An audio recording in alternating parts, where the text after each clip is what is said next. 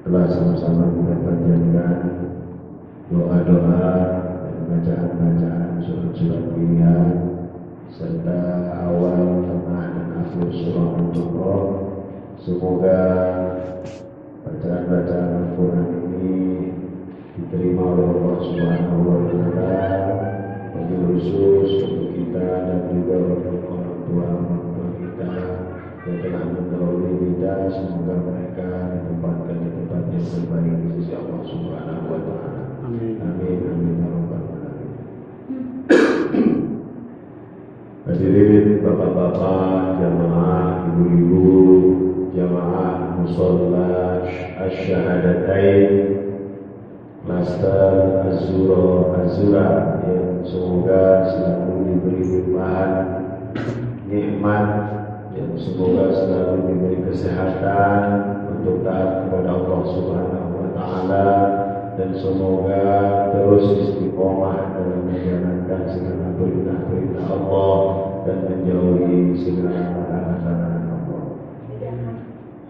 Syukur alhamdulillah kita panjatkan kehadirat Allah karena pada malam hari ini kita kembali dipertemukan di mushola yang mulia ini setelah beberapa saat kita libur karena Ramadan, Syawal, dan alhamdulillah di pertengahan Syawal ini kita kembali bertemu. Oleh karena itu, mumpung suasana Syawal, kami, saya pribadi atas nama pengisi acara yang diberi amanat oleh Ketua DKM dan Sekretaris dan keluarga besar Pondok Pesantren Darul Rahmah, mengucapkan mohon maaf lahir batin. Selamat Idul Fitri 1444 Hijriah. Semoga puasa kita, tadarus kita, tarawih kita, sedekah kita, dan seluruh amal soleh kita diterima oleh Allah dan dosa-dosa kita diampuni oleh Allah Subhanahu wa Ta'ala. Amin. Amin. Ya Rabbal Alamin. Selanjutnya, sebelum kita melanjutkan kajian tafsir kitab Imam Mutawalli Sya'rawi, masih layak kayaknya kalau kita sedikit membahas tentang halal bihalal. Ini halal bihalal yang mana adalah kegiatan setelah bulan Ramadan. Kita semuanya ditempa oleh Allah di bulan Ramadan yang mulia, tidak lain dengan satu tujuan seperti yang Allah sampaikan di surah Al-Baqarah 183, adalah puasa kita di bulan Ramadan yang lalu diharapkan membentuk kita menjadi orang-orang yang lebih bertakwa. La'allakum tattaqun.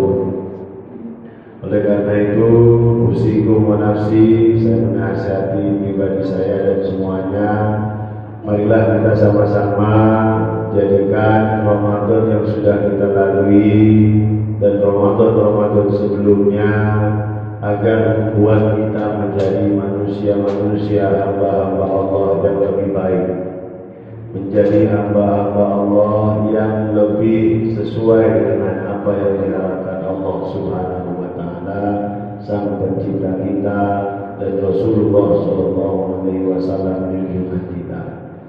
Oleh karena itu, apa tolak ukur atau barometer yang bisa kita jadikan ukuran apakah Ramadan kita memperbaiki kita atau belum, Ramadan kita sukses atau belum, itu semuanya kembali ke diri kita masing-masing. Rapotnya kita tahu masing-masing.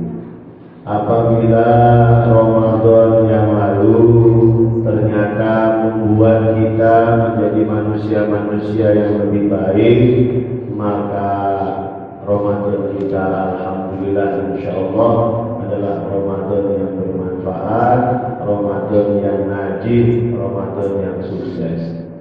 Oleh karena itu, untuk menjaga itu ada 4 hal yang perlu kita terus jadikan sebagai pedoman. Yang pertama adalah tentang spiritual. Kita setelah Ramadan ini diharapkan oleh Allah secara spiritualnya lebih dekat kepada Allah.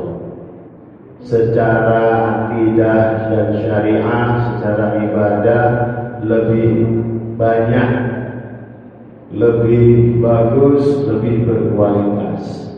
Oleh karena itu, yuk mari sama-sama kita yang sudah melalui Ramadan dengan begitu luar biasanya kita tahan lapar dan dahaga.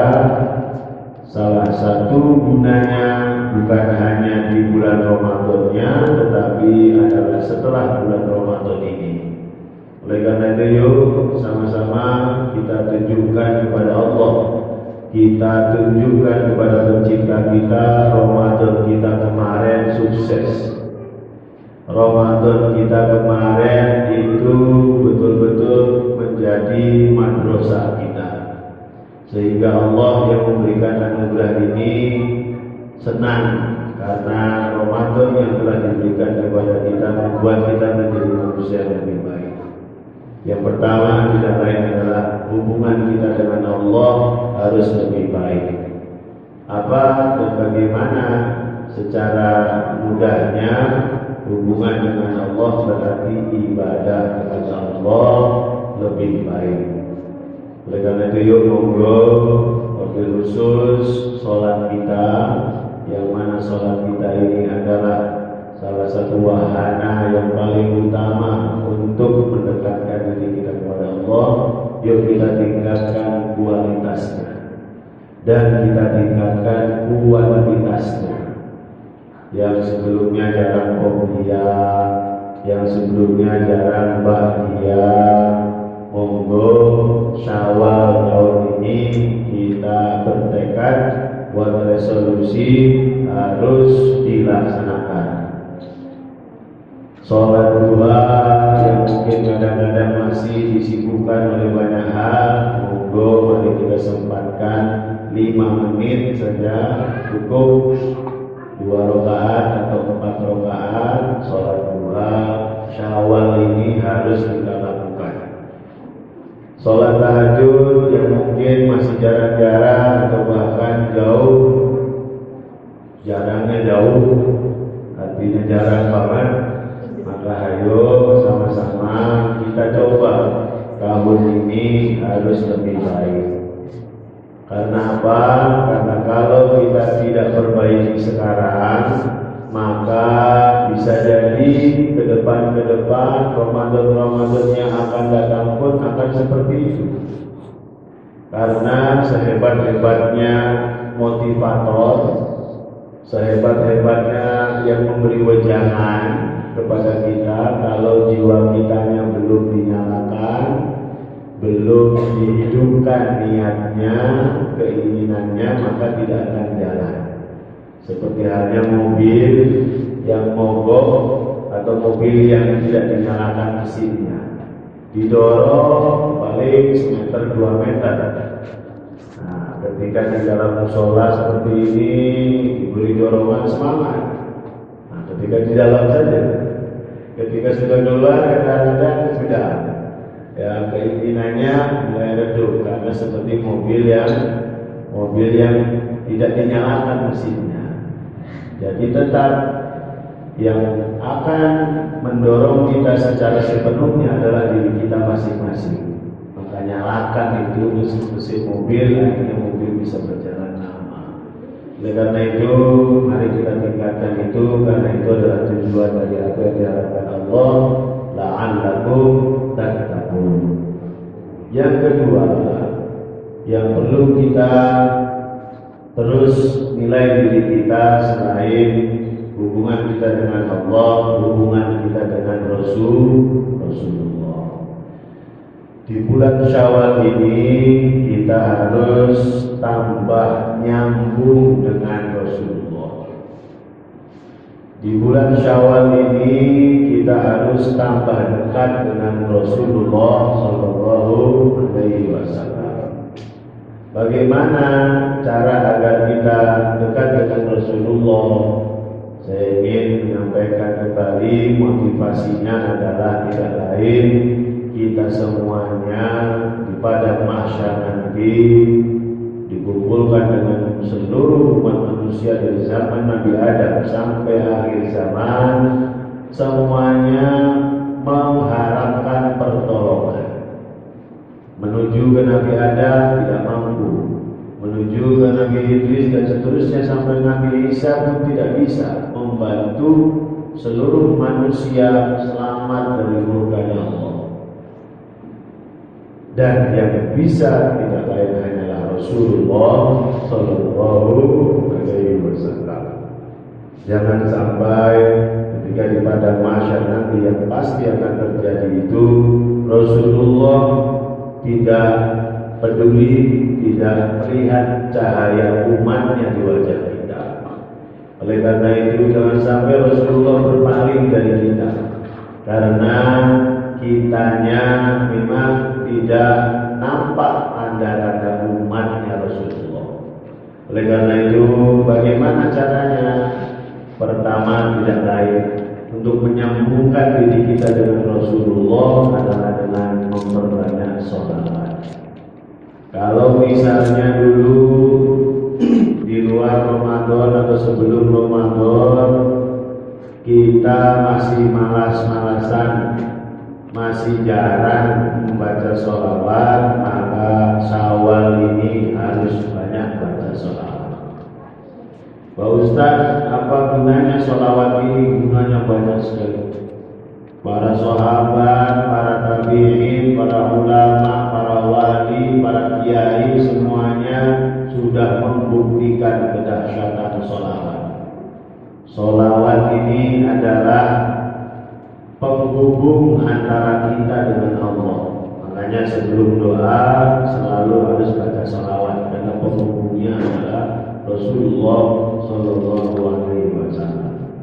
Oleh karena itu yuk kita targetkan sekarang setelah sholat atau pada saat-saat yang betul-betul kita memang bisa melaksanakan sholawat, kita ganti aktivitas lain itu dengan sholawat. Insya Allah kalau dalam satu kali sholat kita baca 20 saja, 20 itu nggak nyampe 5 menit. Allahumma shalli ala sayyidina Muhammad wa ala ali sayyidina Muhammad. Allahumma shalli ala sayyidina Muhammad wa ala ali sayyidina Muhammad. Setelah sholat 20 itu berarti sehari 100, berarti sebulan 3000. Nah, moga-moga itu bisa menjadi saksi kita nanti di akhirat, memancarkan dari wajah kita gara-gara sholawat ini, kemudian dipandang oleh Rasulullah Sallallahu Alaihi Wasallam. Yang kedua, untuk mendekatkan diri kita kepada Rasulullah tidak lain adalah dengan membaca sirah nabawiyah, dengan membaca sejarah Kanjeng Nabi Muhammad Sallallahu Alaihi Wasallam. Kalau dulu masih kita anak-anak, mungkin baru kulitnya saja tahu sejarah Nabi Muhammad, lahirnya, kemudian menikahnya, kemudian diangkat jadi nabinya, setelah itu wafatnya atau peran-perannya sebagai apa. Dan itu masih sangat jauh sekali. Masih banyak sekali hikmah-hikmah bagaimana Rasulullah memberi suri tauladan kepada kita. Bagaimana kita mendapatkan itu? Banyak kita bisa baca buku-buku sejarah Nabi Muhammad ataupun yang sudah dirangkum. Tidak harus bahasa Arab, karena bahasa Indonesia sudah banyak yang ngarang tentang itu. Oleh karena itu yuk untuk mendekatkan kita dengan Rasulullah, mulai Syawal ini kita kalaupun bisa ya beli buku tentang sirah nabawiyah. Kalaupun tidak, download saja ada. Tentang sirah nabawiyah yang legal-legal banyak tentang sejarah Nabi Muhammad atau hikmah-hikmah tentang Nabi Muhammad. Subhanallah, luar biasa.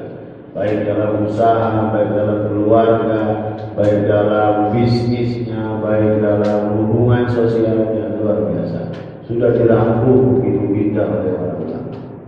Yang ketiga, mendekatkan diri kita kepada Rasulullah tidak lain adalah melaksanakan sunnah-sunnahnya Rasulullah Sallallahu Alaihi Wasallam. Ayo, yang dulu masih minumnya tidak ingat mana kanan mana kiri, sekarang minumnya pakai tangan kanan. Tadi itu masuk pele banget, betul terlihatnya ringan, terlihatnya sepele.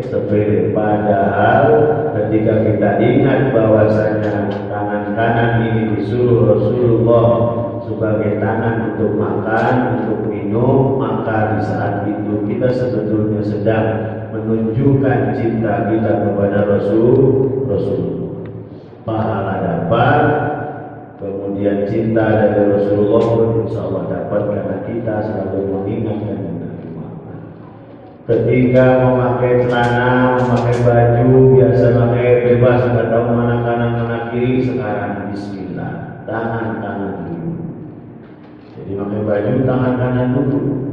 Kadang-kadang itu tidak kita pedulikan, anak-anak kita juga kita kadang-kadang tidak kita pantau.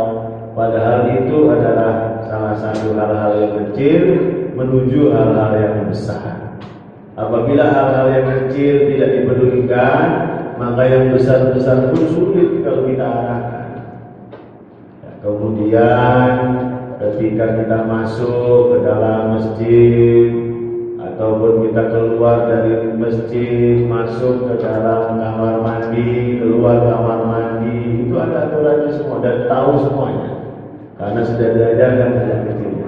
Tapi kadang-kadang arahnya orang oleh karena itu arahnya orang betul. Barangkali ada kayak itu artinya tidak peduli dengan seperti halnya kita pakai sendal, nggak peduli. Karena apa? Karena sudah terlalu terbiasa tidak melihat itu. Akhirnya sendal mana yang dulu tak tahu. Ya oleh karena itu, yuk kita laksanakan yang kecil-kecil. Kalau lebih indahnya lagi, monggo. Pasti punya laptop masing-masing, punya HP masing-masing. Buatlah tulisan-tulisan yang mungkin itu bisa mengingatkan kita.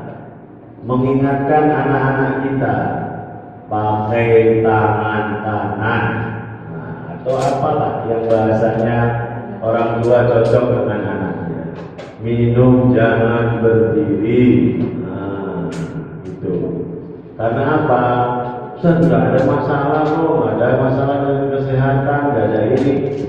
Sebetulnya penelitiannya sudah banyak bahwasanya minum dengan duduk itu pasti lebih baik.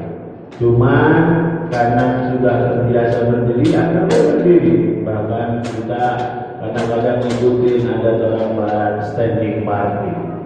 Ya pernah saya kondangan kemana kursinya pada kursi-kursi, makanya suruh berdiri, masya Allah. Ya jadi ayo dari yang kecil-kecil, sunnah-sunnah Nabi kita kerjakan, maka insya Allah yang besar nanti bisa kita lakukan. Apa sih yang besar? Sedekah. Apa sih yang besar? Jihad.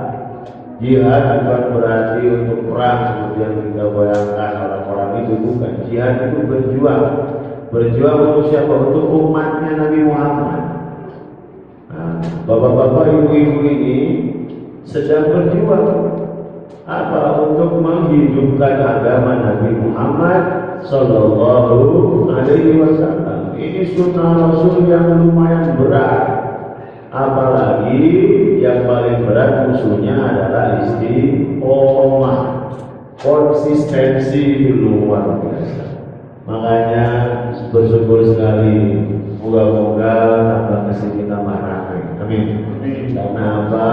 Karena memang pun kita tidak mungkiri, mungkin ada sebagian yang sibuk saat seperti ini bisa direkam, ya, ada rekaman atau dari berbagai media bisa disebarkan. Hadirin yang dimuliakan Allah, itulah hubungan-hubungan utama yang harus kita perbaiki, yang harus kita terus pantau. Dan yang ketiga utamanya tidak lain adalah hubungan dengan orang tua. Ya, kalau misalnya di Lebaran itu kita memang punya kebiasaan atau punya adat sungkem, salaman dan sebagainya, itu formalitas yang seharusnya dilakukan adalah bukan hari itu saja, tapi hari-hari. Setiap hari orang tua kita harus terus kita jadikan sebagai wahana surganya Allah Subhanahu wa Ta'ala. Makanya ketika Luqman menasihati anaknya, sebagai penutup sebelum kita masuk ke kajian tafsir, beliau menyampaikan bahwasanya ketika umurmu sudah 40 tahun, ketika umurmu sudah 40 tahun, ya umur kitanya 40 tahun, apa yang dilakukan? Rabbi awsini ni'mataka allati an'amta 'alayya wa 'ala walidayya. Jadi setelah umur kita 40 tahun, memang posisinya mayoritas sudah mulai mapan. Orang tua sudah mulai sepuh. Nah, disitulah makanya ada dalam Al-Quran, wa qadha rabbuka alla ta'budu illa iyyahu wa bil walidayni ihsana, dan yang akhirnya wala taqul lahuma uffin, dan jangan pernah berkata ah. Itu sebetulnya kapan? Ketika usia kita 40 tahun. Maksudnya ketika orang tua kita sepuh. Kalau kita masih kecil, biasanya diajarkannya orang tua nyuruh anak kecil ngomong ah, nggak boleh, bukan. Betul, itu salah satunya, tapi lebih jarang karena orang tua waktu kita kecil masih muda, masih belum merepotkan kita. Bahasanya masih belum membutuhkan bantuan kita. Tapi ketika kita sudah tua atau sudah dewasa, orang tua kita sudah sepuh, disitulah perjuangan mulai, di mana kita berbenturan dengan kepentingan keluarga, berbenturan dengan kepentingan anak, berbenturan dengan kepentingan kerja. Orang tua kita pun akhirnya kadang-kadang di nomor sekian kan. Oleh karena itu usikum wa nafsi bittaqwallah, Syawal ini mari kita jadikan sebagai tempat di mana kita terus memperbaiki hubungan kita dengan orang tua. Karena apa?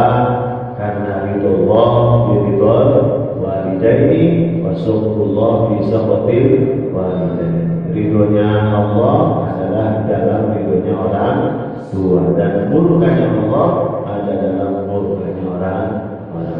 Semoga hubungan kita dengan Allah lebih baik lagi, hubungan kita dengan Rasulullah lebih baik lagi, hubungan dengan orang tua kita baik lagi. Pak Ustaz, orang tua saya sudah nggak ada, bagaimana Pak Ustaz?